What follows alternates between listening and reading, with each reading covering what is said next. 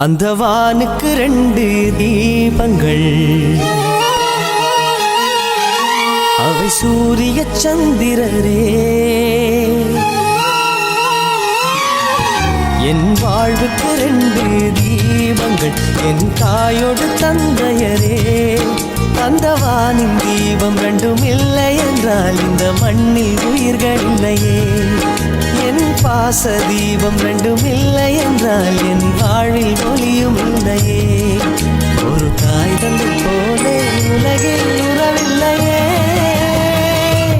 தாய்தானே அன்புக்கு ஆதாரம், தந்தைதானே அறிவுக்கு ஆதாரம். அந்த வானுக்கு 2 தீபங்கள், அவை சூரிய சந்திரரே.